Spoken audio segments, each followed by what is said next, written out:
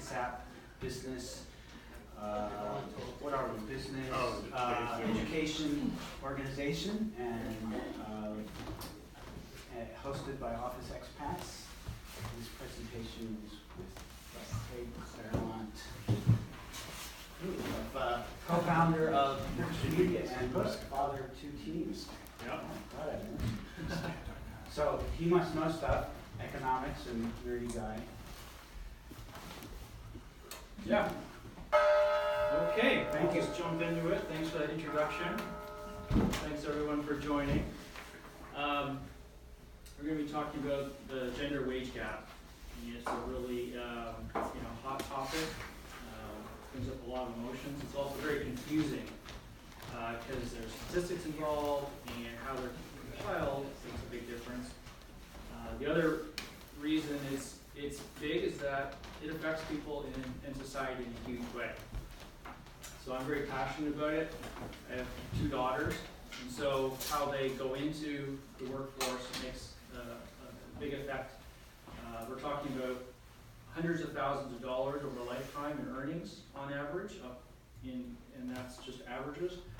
And then for society, there's a loss of talent when women aren't at the use their full potential.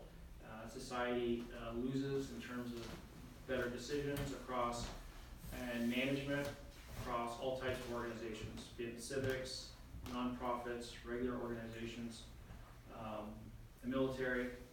So I feel it's a really important issue, and I've been doing a fair bit of research. It sort of piggybacks on some research I did the last couple years on diversity and inclusion. Did a talk at the Washington State Bar about that, to HR managers about what works and what doesn't. And it also ties in with over a dozen years of research in the area of decision making. What really spurred me on to do the talk was actually in one of the last books I read about decision making, which is from a neuroscientist based out of Seattle. She wrote a book about women in decision making, and extremely well researched. I mean, just the notes page is 150 pages. And in there's this little nugget kind of thrown in. And I feel it's a really important reason for why we have the gender wage gap. So, with that sort of preamble, I guess also... Who was that? Her name is Therese Houston, University of Seattle. Yeah, it's right downtown. I can get you more information on that. Yeah, it just came out 2016, and it's chapter 2. That's the one. So, with my wife, we run Bookish Media. It's a website design firm, and Anne's helped a lot of local companies recently. Quite a few. We don't have much time, so we have to speed through things. Also just founding betterdeciding.com, which is where me and some other local consultants help with team decision-making training. And so that's just being launched. So let's get into it. Where did my pointer go? Building. I have a folder. Okay. So we're going to be just chunking this into 4 areas. We're going to try to speed through things.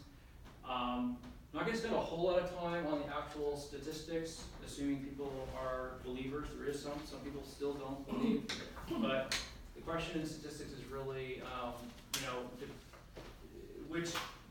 how you're calculating it. There's uncontrolled and controlled. What you guys here in the media is called uncontrolled. That's where they're just taking the median of averages. And so it's a little confusing, but to make a really complicated situation to communicate it, they just use that. It's not great, but it does tell a story. Especially when I apply a strategy from decision making called zooming out. You look at it in a different way. So normally we look at just this, 20, what's banted around is the 80 cents, 78 cents for the US. So instead of arguing about, well, is it, how you calculate it and 78 cents or 81. Instead, it's good to zoom out and take a look at, what's it like in other countries. So in Belgium, it's quite a bit better. In some other Scandinavian, and some northwest Scandinavian countries, it gets down a fair bit. But then in other countries, mostly in the Middle East, it's really bad. I don't know why, but I haven't thought about it too much, but Italy's thrown in there too. So, I mean, it how they are, anyways, you gotta move along. So zooming out, it really helps kind of figure out what question we should be asking about this complicated topic. And when you look at the tails of the spectrum, it produces some new insights. So, why is it kind of better where we are in other countries as compared to what's going on at the worst end? Okay, so that gives us some information, ask different questions, and there's different reasons. So we can get a little more focused. My suspicion is with the Middle Eastern ones is you have, women are just not expected to go into management positions. Because the main reason there's the big gap is because women are not represented in executive and management positions where most of the money is. So that's the main problem. And here you've got culture and religion, which kind of bars it, right? So it's culture,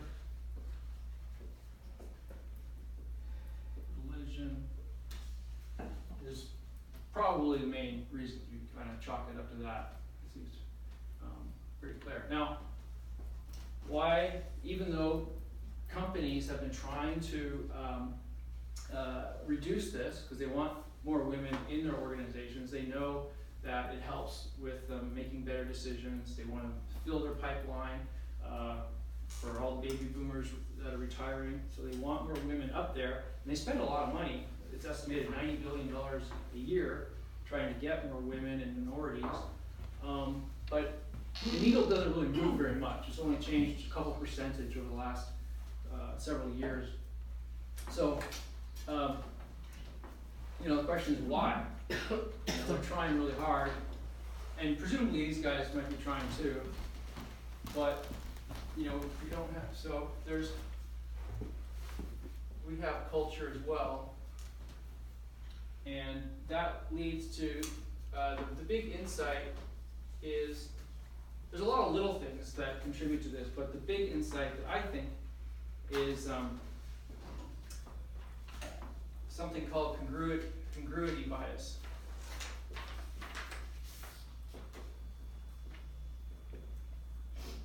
It's also sometimes role bias. So this isn't talked about very much, but it's been around for a while. This is one of the things that's just kind of tucked away in that chapter 2. And the problem is that we see leaders as having to be very decisive, and so what happens is if the problem is with women, people view them as not decisive, just because of our culture. It's not true. The statistics show that men and women are, when they're tested, just as decisive and just as capable. The only variance is sort of like across countries, where you'll see some differences. But then in those countries, sort of like in supposedly in Japan, both men and women take a little more time to make their decisions. They're not quite as quick. They're a little more open. But men and women track the same in abilities and decisiveness. Decisiveness is typically defined as propensity to act, acting quickly, just kind of, we're going this way, sort of thing. Okay,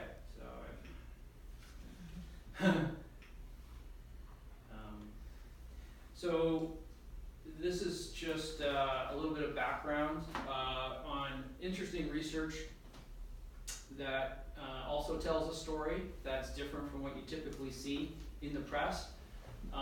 These professors from Harvard and Israel use big data to crunch through EEOC numbers, and what they see is that, and why I'm so confident is because, women aren't represented at the highest level, which is contributing to the wage gap, is that, over the last 30 years, not really much has changed. I mean, we had a bit of a bump, and you see, the percentage, this is the percentage of different ethnicities and genders who are represented at executive or management levels. And so that's one of the cases I'm making is, that's why there's a gender gap for U.S. and, first countries is you have very low representation. Like there's more Johns that run CEOs than women, at least there was 1 year. And you see Asian men doing a little better, but white women, they're only going up a couple, like literally 2%, Asian women. And then you have Hispanic and black women going up only 1% over the last 20, 30 years. So there's a real problem because, think back, there's a way more women who are getting educated than 30 years ago and getting advanced degrees. Companies are really, trying to woo them. And so it's still not moving the needle. So that's a big question is why, So I feel that the congruity bias theory answers that pretty good. There's other reasons too. This is just another slide getting into law firms. They're trying hard and they've only improved a couple percent.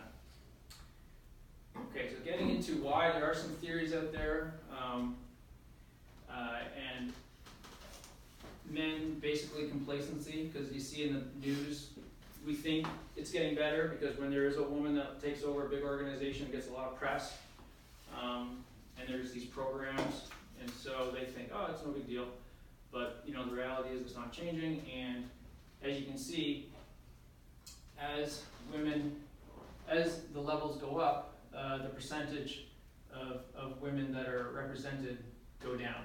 So those 6 slots represent different levels of executive positions, and so that's from McKinsey and Lean In, big study. And then they're kind of putting a little bit of the blame on men, which is not terribly fair, because this bias affects men and women. Okay, so I'm going to move on to a different section.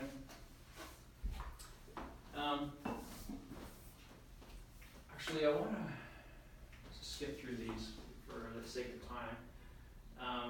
This gets into just like fairness issues, which are important but not terribly important. So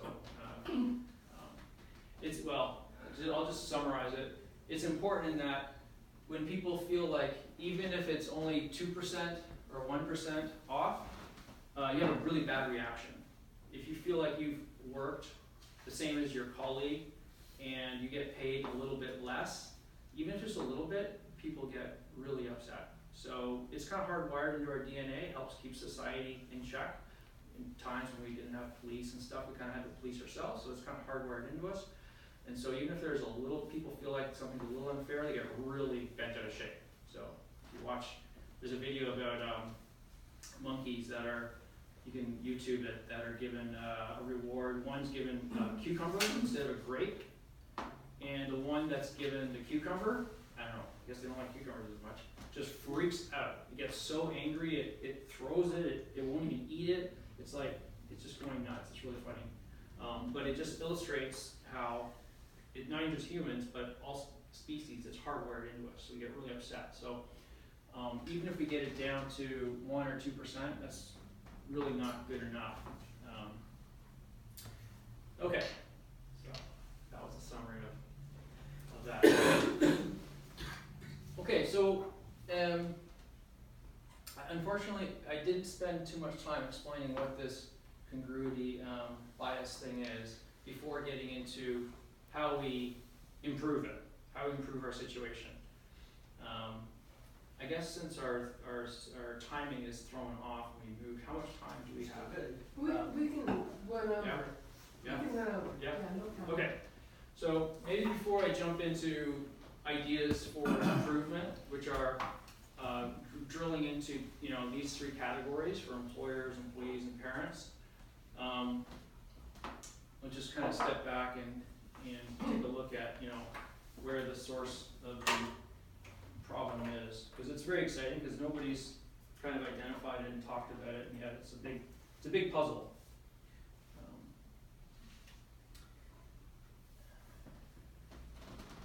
So basically, the idea is we are subconsciously uncomfortable with women in authority positions. No space. Okay. Good job,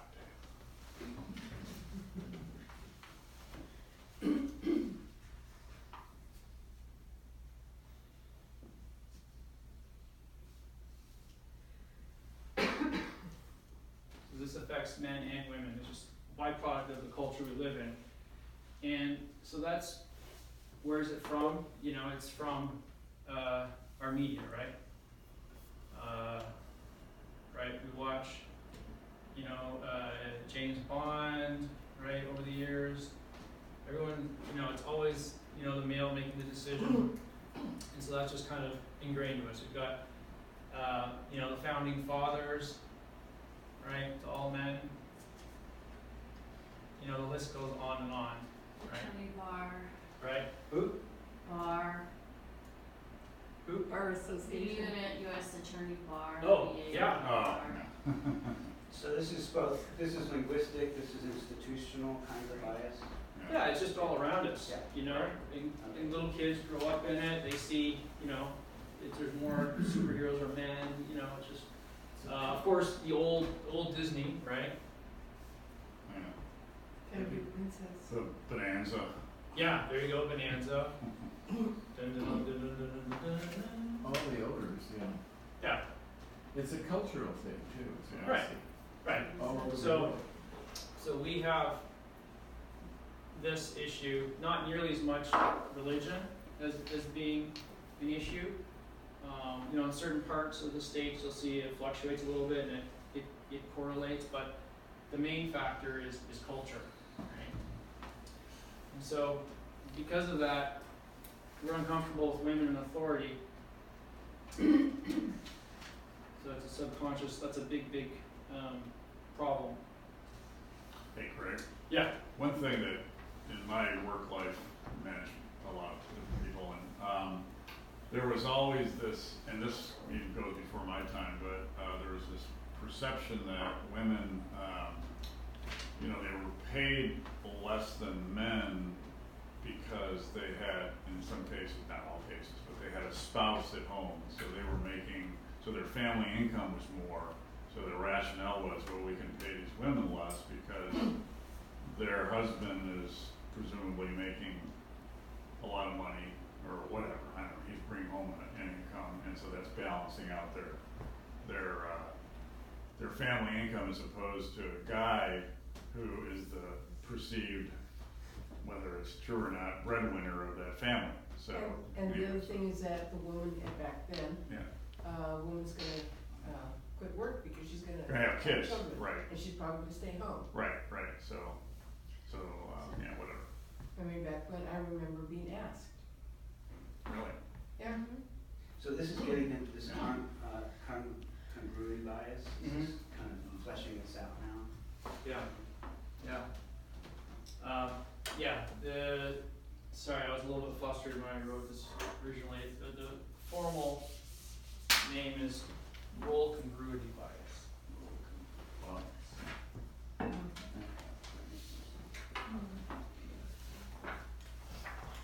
Yeah, because we have ideas, it's heuristics, it's biases to help us make quick decisions, right? So we categorize things. So we don't have to think too much. Thinking is kind of painful and tiring. It's inefficient. Uses up a lot of energy. We read Daniel Kahneman's Thinking Fast and Slow. It goes into a lot of that, and he describes a lot of biases, and Dan and Ariely that kind of circle around this. you know, and the whole idea of us categorizing things very quickly so we don't have to think, we can, you know, make quick decisions. And so, yeah, the Americans, if they were, there's a Pew poll. Pew is a big survey company, and they found that most people ranked associated decisiveness with women very, very low. So they see them as nurturers, you know, caregiving instead. And so you can see where the disconnect is when we also rank very highly for leaders who you'd vote for, someone who's decisive, right? So there's a huge disconnect. We want leaders who are decisive, but we view women as not decisive. So I think that really kind of hits the nail on the head of why, you know, even though there's upper management wants more women to go through the ranks, get to the top, we have, you know, all these middle managers who, you know, it's not their fault, it's men and women, who have this subconscious, you know, view. So it just makes them less comfortable bringing people up. And also, you know, as a woman, I imagine it makes them less confident that they can do it, right? They can rise to the top. They should invest in getting that MBA. They should apply a second, a third time for that position. They should, if they have a brother, sister, parent, child that needs help, they should maybe ask one of their brothers or parents or siblings to help instead of them, so their career isn't hurt. You know, them taking time off work is a really big problem, and it really contributes to the wage gap, because women end up taking more time off, and when they come back, every time they pay a penalty for that. So, you know, all these things kind of add up, and so. Do you think that Yeah. we value leaders who are decisive because men were always the leaders and they're more like they were the ones who were making decisions? Like, I wondered if you change it so that, well, no, we want to value more thoughtful analysis, if then that changes. Yeah, well, Like in it's cheating, America, right? yeah, it depends on which culture you're in, Yeah. right? If you're in a more a different type of culture, like in Sweden, or that values collaboration, Yeah, then that's what I wondered. yeah, then it wouldn't be such a big deal, right? And do you think that contributes to? Yes, Yeah, exactly. okay. So presumably these countries, yeah, they value collaboration. Yes, Susan. There was a change in Iceland where they created a law that made it necessary for all boards to have at least 40% women, and Where? in Iceland, Okay. and they found that at that tipping point, when 40% of the board was representative of women, the culture of the organization began to change. So I wonder if there isn't ways to change that kind of bias by changing the mix of people that we have actually in the areas of organizational power, so that the reality changes for the organization. And I guess it's really made a big difference in Iceland. Yeah, I mean, it's such a big problem that, you know, governments are forcing organizations. There's quotas like talked about are starting in California and all parts of the world. And thanks for bringing up about Iceland. Yeah, things are changing, so the government's coming in saying, like, we're going to force you, even if it, you know, there's always negative side effects to whatever the government or anything is forced instead of. Well, I think the interesting thing too is that they really determined that having 2 women on the board is not sufficient. It has to be like a substantial, it doesn't have to be a majority, but it has to be a substantial amount of leadership has to be female before the culture actually starts to change. Yeah. And they Right. determined it to be 40%. I'm not quite sure. I don't remember why, but. Yeah. Which There's to me this. sounds like a good thing, and now suddenly what it sounded like a second ago that you were saying it was forced and a bad thing. In general, So I would when just the say- government kind of mandates changes, there's unintended consequences. Maybe. And in this case, there isn't that many downsides, I can't think of many. I'm just bringing it in general, and there's a cost to it, right? Because until you have a pipeline of women who are really capable of operating at that level, you would have to assume that they're bringing in potentially ones that maybe they don't have as much experience if you're replacing a man. So there could be a short-term cost for Well, that. my observation is that the women have to demonstrate they can do the job before they get the job, whereas the men are given the job anticipating they can do it without proving that they can do it. Yeah, my feeling is, I mean, it's also new. My feeling is that the net effect will be dramatically positive to kind of force this change. Yeah. Well, one observation I had was that, you know, you look at Silicon Valley, for example, and they're begging for women to get into technology, and they're not. So part of it is an education pipeline that's not being filled by women for whatever reason.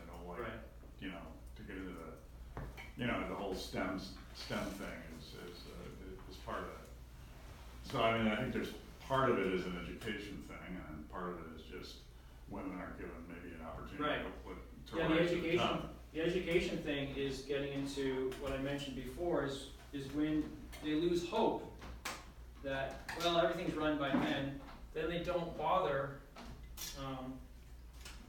as much with post-secondary education, either MBA or something tough like STEM.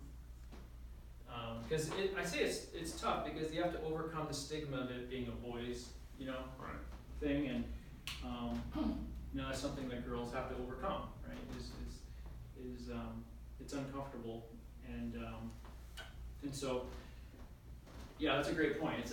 It's a pipeline problem, and I think they're connected, right? Women aren't going into these as much because they don't have as much hope, and they also maybe don't realize just how much money there is to make at these upper level positions, and we're not, as parents, I'm going to get into that, maybe educating them about just what the opportunities are if they persevere through the uncomfortableness of doing an MBA with all men like Ann did, or going into a STEM program where it's a vast majority of men.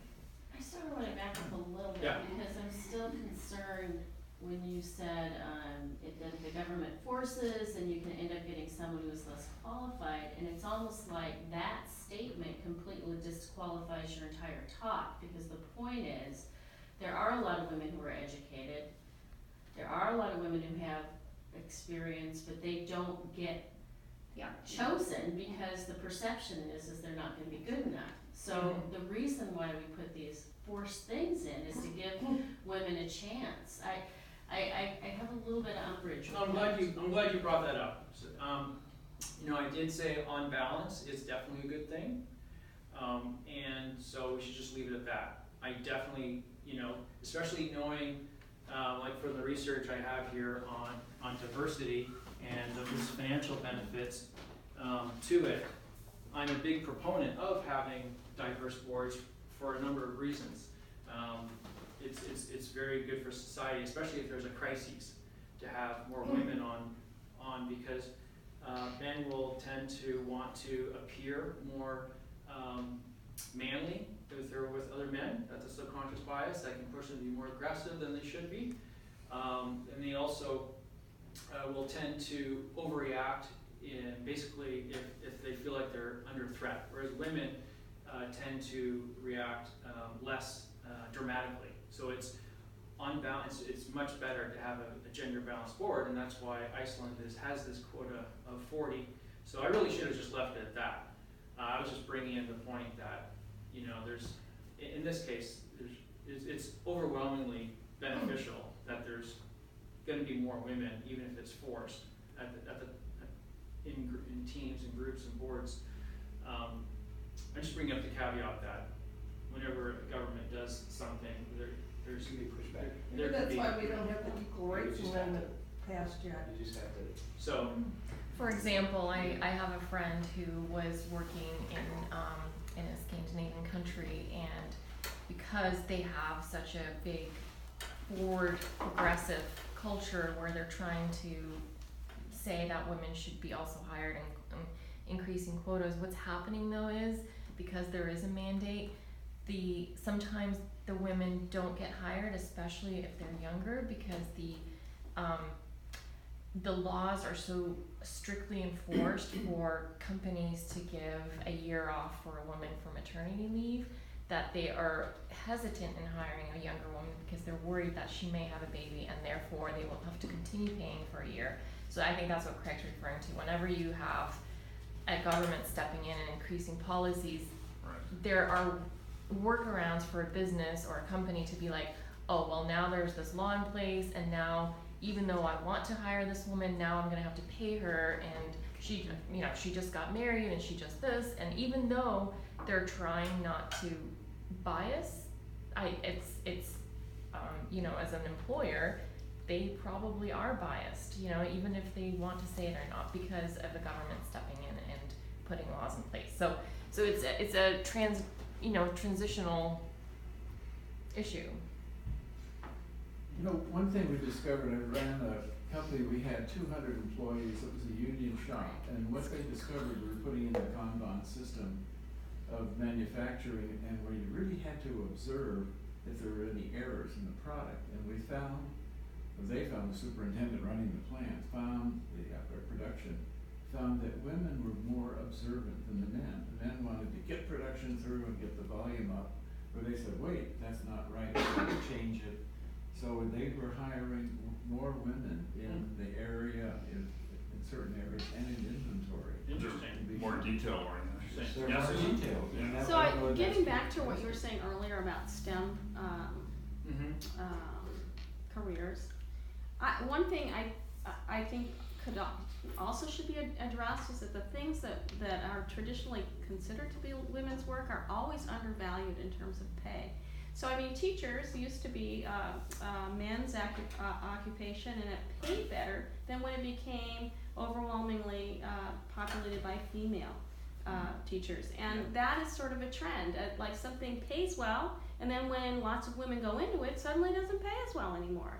And I think that is, can contribute to this wage gap. There's a huge number of factors. It's massively complicated. I'm just trying to zero in on one thing so we can try to zero in, but that's a great point. In fact, there's a statistic that the gender pay gap is biggest in industries that pay the most. So Right. so it's a proven statistic what you're saying. It is frustrating. Can I comment on Yeah. the decisiveness issue, Yeah, sure. which you kind of foundation of what a lot you're saying, because it's really interesting that, first of all, the perception that women are less decisive, as you correctly noted, is false, right? We know Right. from Yeah, data that statistics, it's not true. It's all there. So first of all, the assumption is wrong, but secondly, that Pew Research survey found that people value leaders who are decisive as being a highly desirable trait. When we look at successful leaders and the traits that lead them to be successful, decisiveness is actually pretty low on the list. Right. So we've got two false premises that's driving a Right. lot of this. Actually, Yeah. that's true, because you told me about the book Quiet, so I've been listening. I have a book on tape from the library, and Yeah. that's what she talks about, how right now, that's really an extrovert-introvert trait. And we have this perception about extroversion right now is so much better and the traits that go with it.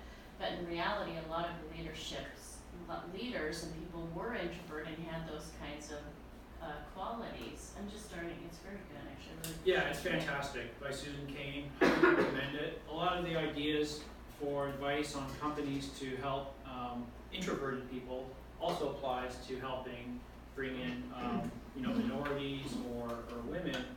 I think there's a bit of a crossover because there's what's called stereotype bias, and because of that they're not as confident, and that's a big thing that contributes that most people don't know about either, and it's a big challenge for women to overcome. And the book How Women Decide, where they put it, goes into actual strategies on how to overcome that. So Okay, so this is some quick ideas for how organizations can help deal with the problem. So I guess I missed one.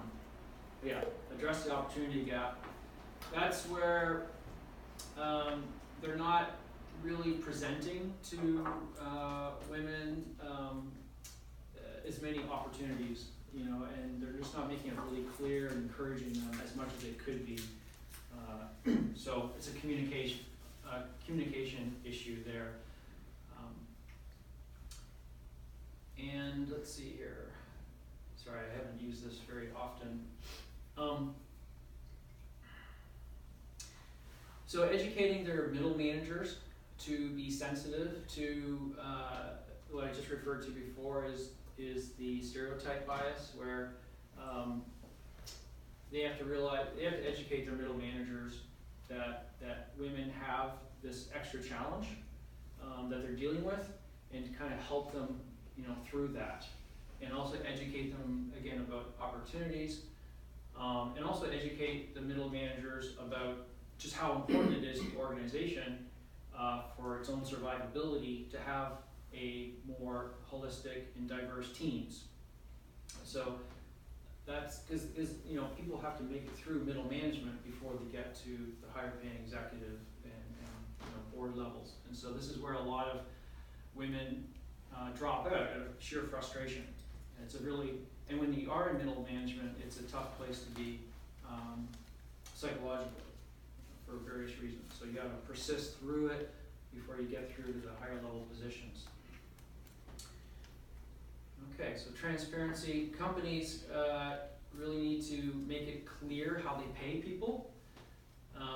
That really helps with the whole feeling like things are fair, because you know, make it really clear how they're being compensated.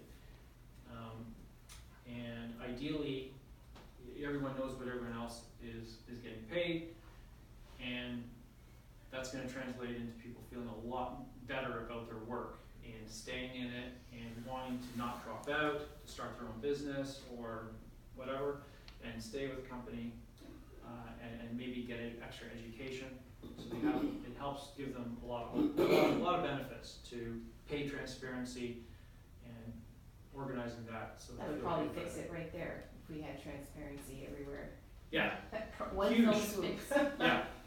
Huge. The good thing is about pay transparency is it's some companies are so they understand it's such a big problem that they are instituting pay transparency voluntarily, and they're doing it because this is such a big problem of diversity and just people feeling good about their work. Okay. This is tied in to the pay practices, is to just be on top of it. Know exactly, you know, what is expected of each person in terms of pay, and making sure you're paying them at the right amount or a little bit more.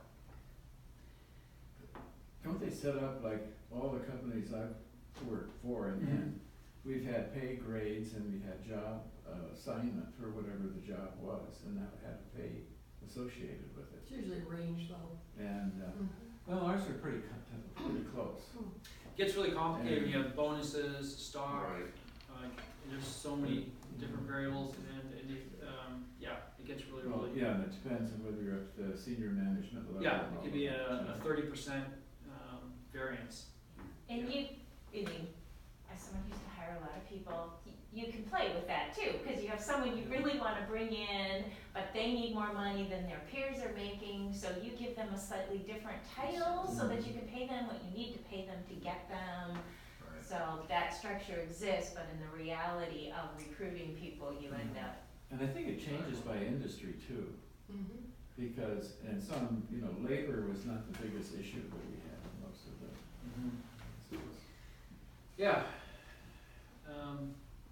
And then this gets into rewarding, using again your pay system to tie in rewards, so you're rewarding managers for being more diverse, how, bringing along, meeting the company's goals, of course, also maybe meeting, their values, tying their strategy, tying things like, do they have a good decision-making process? So you can get really sophisticated in how you reward.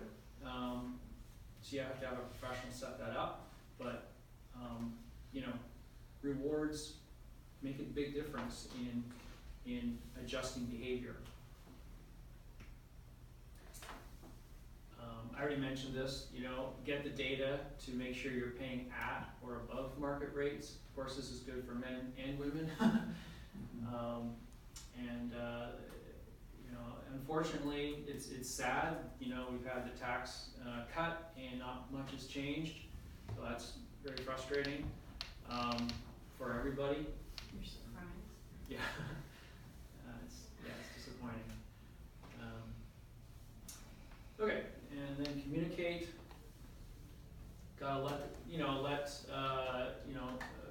women know they're important and they're a part of the strategy. Set up mentors and managers to be extremely focused on identifying and bringing along people.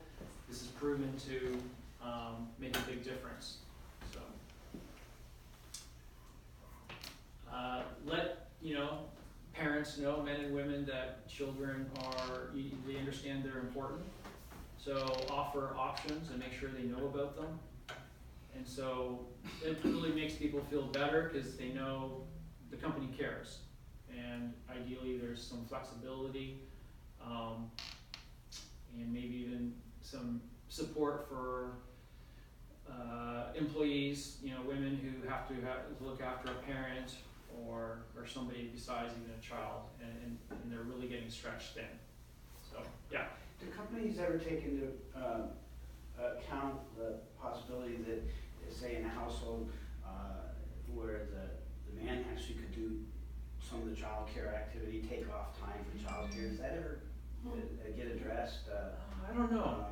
So that, say, if in a particular situation the woman has got business needs that the man can spend more time at the home, so that the woman can be taken care of. Say, Parental leave situation. policies. Are there, so Parental leaves, and I've parental got leave people doesn't do 4 hour, work for 10 them. hours, so they Okay. can have a day. So some businesses do kind of have that on their radar. Yeah, they're getting really creative. Well, there's required family leave now, where you have to Well, give that fathers is the same. part of this thing in Yeah. Washington State now, isn't it? Yeah. It's just started. Oh, okay. Yeah, so it's getting better.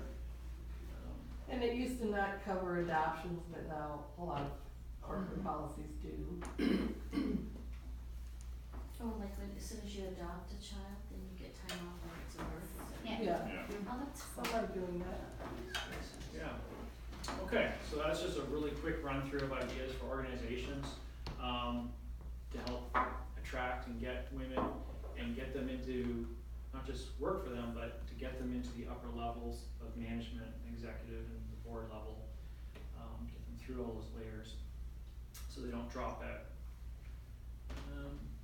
So for parents, I got some ideas also. I have 2 daughters, so and there's research now that the culture shift on the culture influence on kids starts really young, and there was a scientist from the East Coast who did some study on teenagers about babysitting, and they found that right away the girls were getting kind of taken advantage of compared to the boys. Like they're getting asked to, just tidy up, just stay a little longer.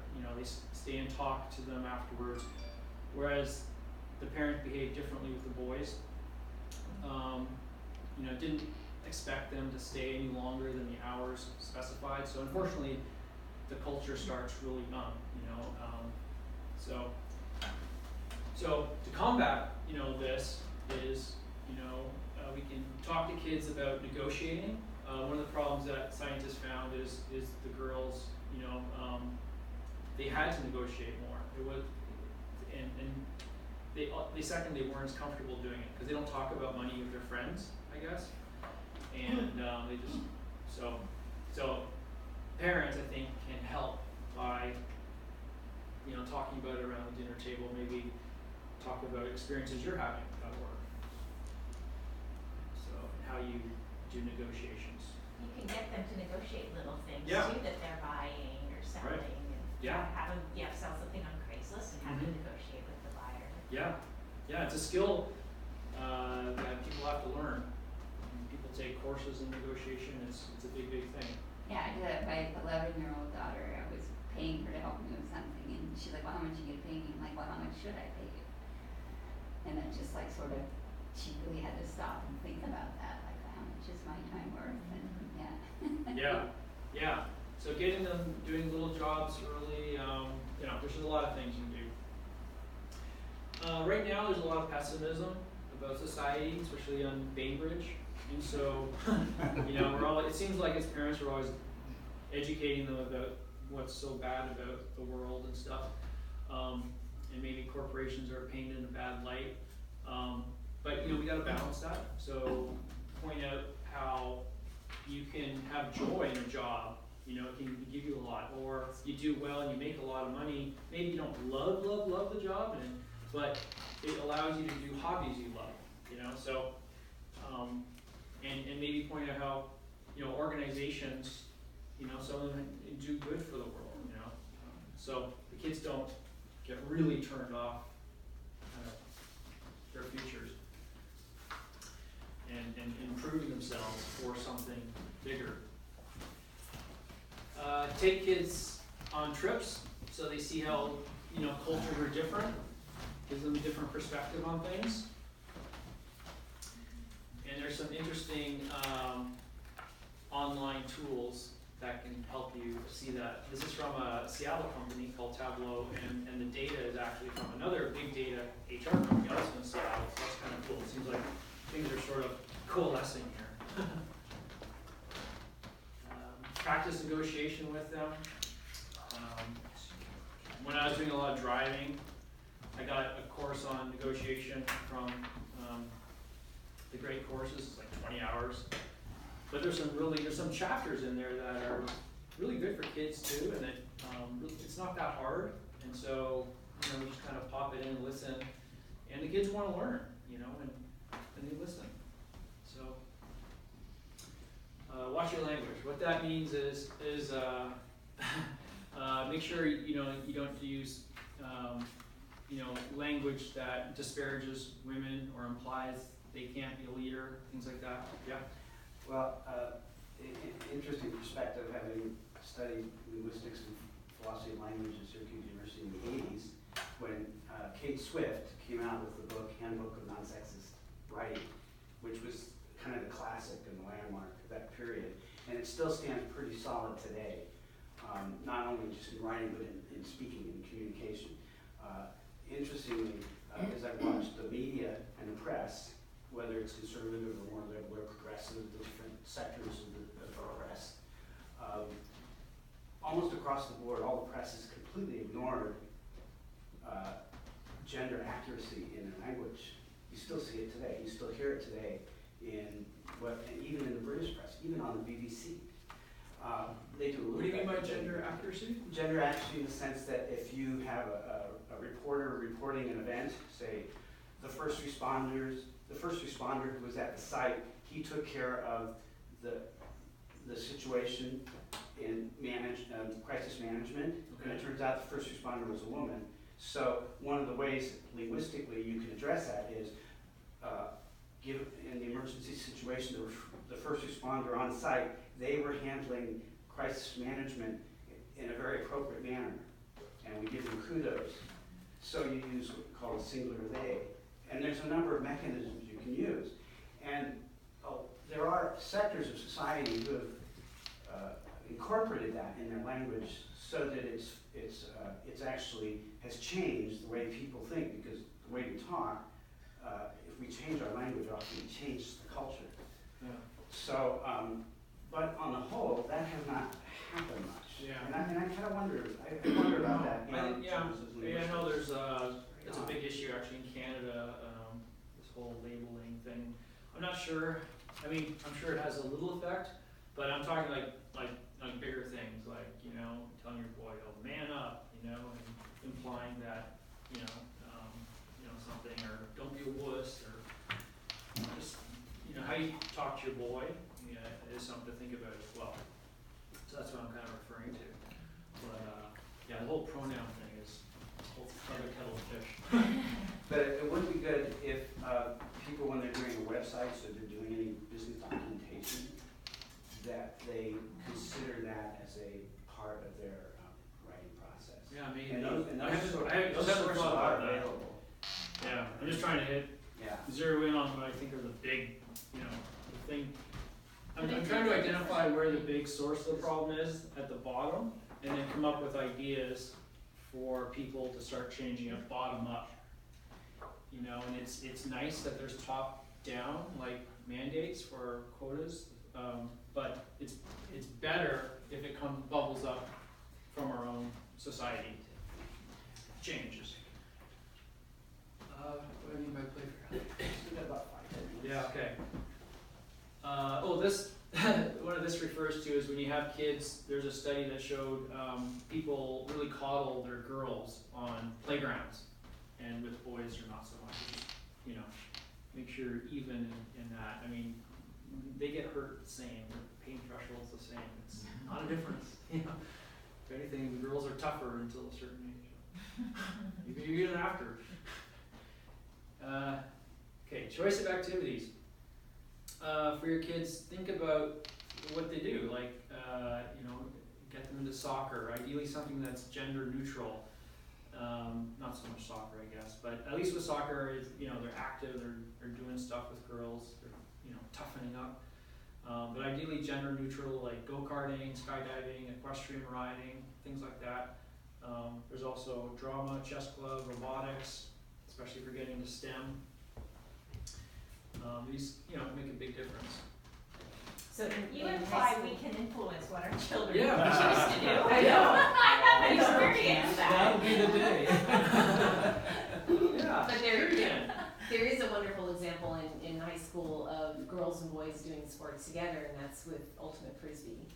And there is a quota, so you have to have X number of girls on the team, otherwise you forfeit that game. So those girls have to be on the team, they have to show up, and they have to play.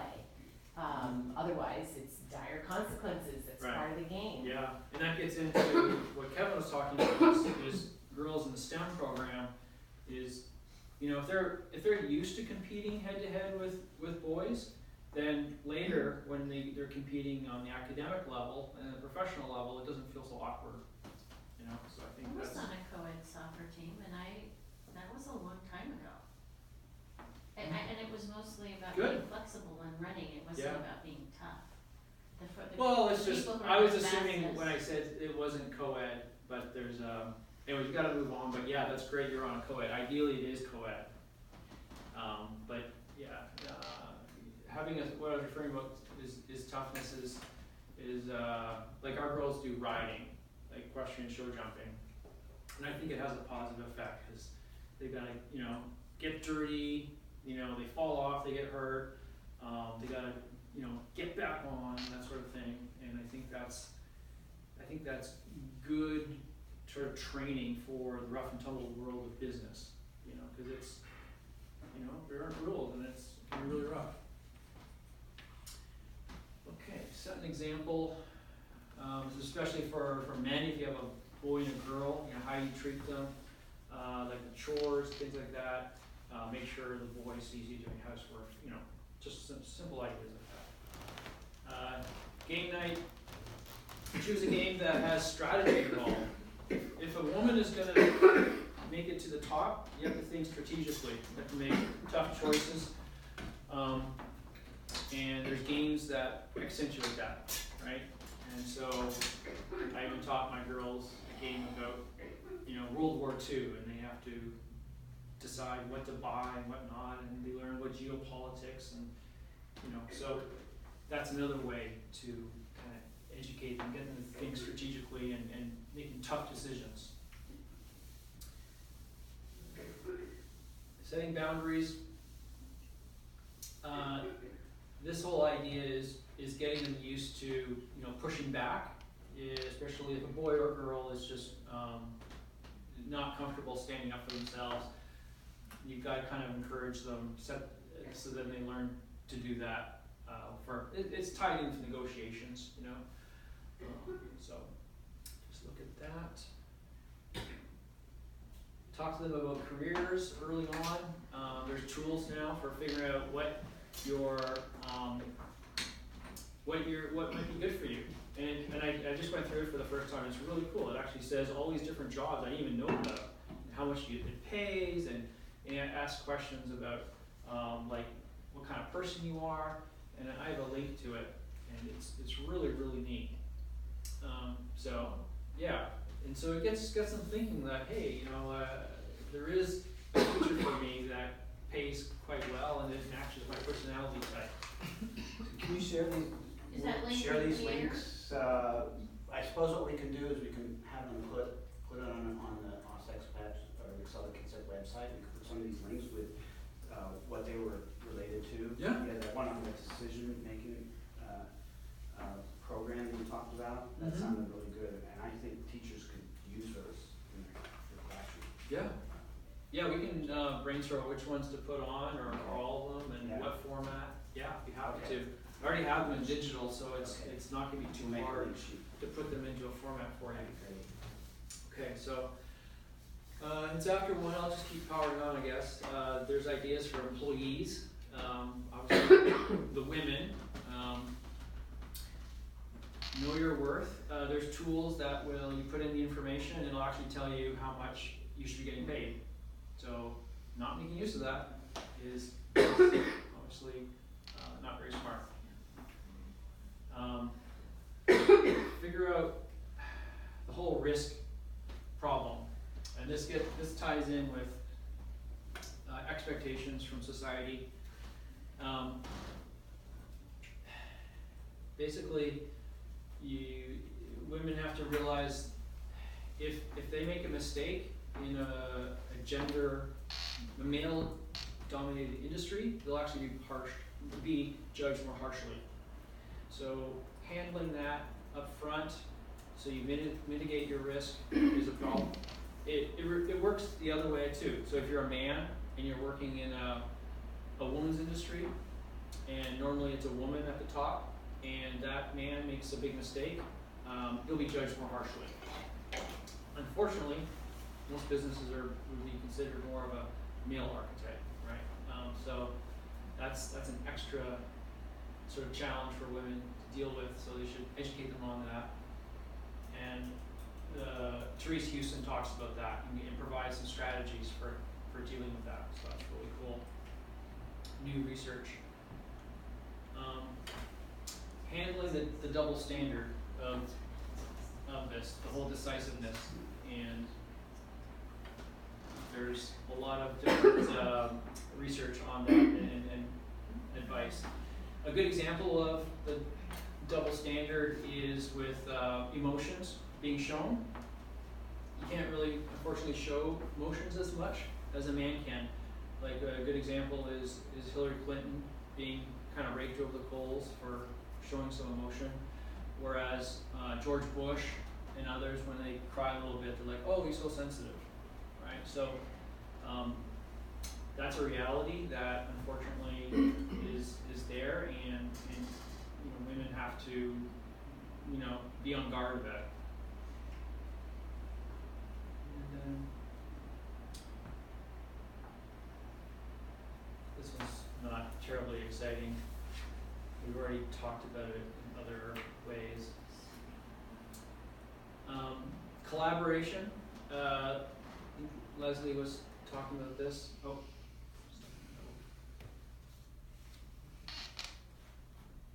And sorry, again, I'm mixed up. Yeah, stuck in the middle. Just being aware that the middle management is a tough place to be, whether you're a man or a woman, and to make sure you help persevere through it. Sorry, I missed one here. But I don't, when you talk about that, it's not in your control necessarily to persevere through it. Mhm. So the idea is if you stay and you're hanging long enough, then you will be promoted. Well, the idea is that when things get rough, you realize, hey, it's not just me, it's just the position of being in middle management, Okay. right? So it's like, I got a couple more years, before I get into the executive level. It's a problem everybody faces. It's just the nature of this type of role across industries. And you're saying that you think that women give up, I'm just trying to understand. Well, I'm just saying it's an extra on top of everything else. Yeah. Some of these apply to men as well. So this is one that would apply to men as well. It's a challenge, but I put it in there because when you cumulatively look at the challenges, it's kind of the straw that breaks the camel's back, right? So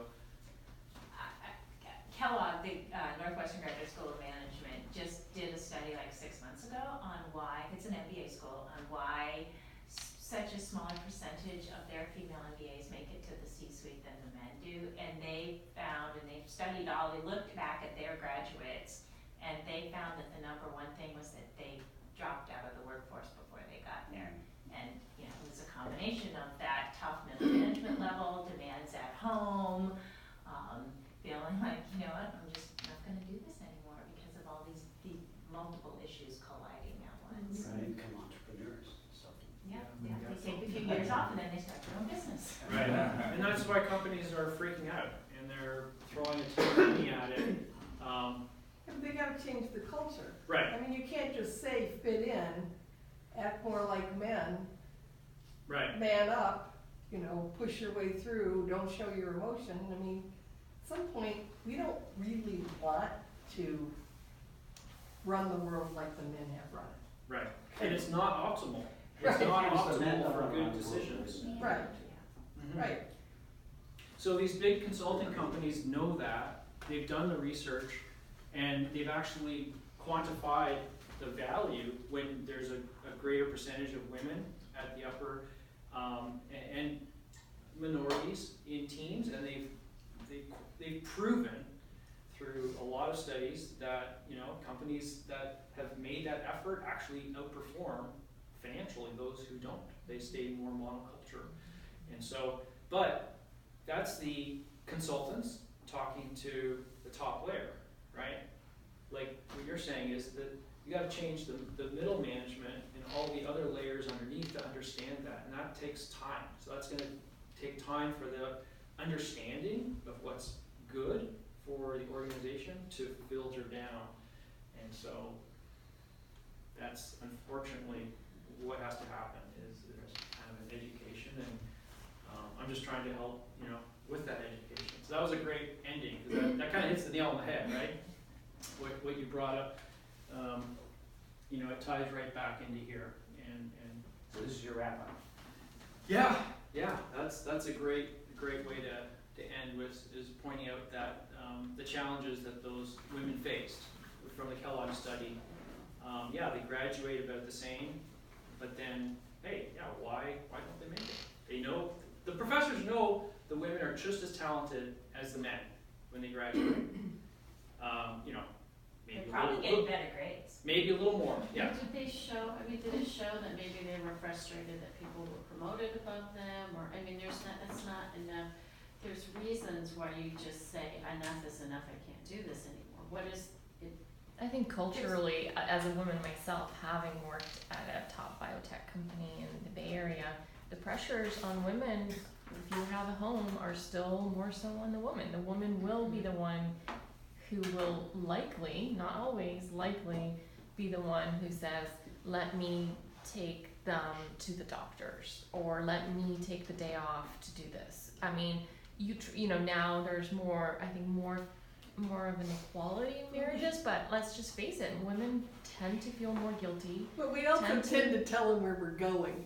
I have to leave early today to go to the doctor. Right. And then say, I need to leave early today. Who knows, they may be going golfing. Exactly. You're No, on that's true. I mean, Taking, when I worked in my department, I was the only woman who had children, and I was in science, and all the women who came in around 10:30, and they left around 7. I left at 5. I was like, I am out of here at 5. And I can still work from home sometimes, but I am working at 5. I looked like the person running out the door, you know, to go meet my nanny or whatever. And there's still that bias. And it is much harder for women to push through to go say, you know what, 3 more years of this, 5 more years of this, and I can work at a higher level, especially when you have children and family life. I mean, there's still a bias. I mean, Well, I don't mean to be taking a personal experience on this study. I was curious about the study, and I don't have kids, and I still run into the problem of the bias. So the only thing I would say about this, if you're gonna give this to a group of professional people, especially women in a group, it'd be nice to get their feedback, because I'm trained in architecture. And I have so many, the assumption is, especially with builders, is I don't know how building goes together. So I've had to work even harder. And I even have an architect who still knows me in Vermont and doesn't think I know structurally how something. I mean, and then there's the other side that we didn't talk about, is that women don't want their husbands working with women because they think they're gonna have an affair. So I mean, there's this whole, sometimes you can't get into the upper echelon because they're worried about other women. So there's a whole sort of. Yeah, this is a huge topic. I mean, we could go on for 8 hours about all the things in multiple days. There's so many things. I just tried to condense it as much as possible into 45 minutes. Thank you, good Anyways, introduction. Stuff. Yeah. Good introduction. Yeah. Thank you, Craig. Cool. Thanks, Craig. And I think that, if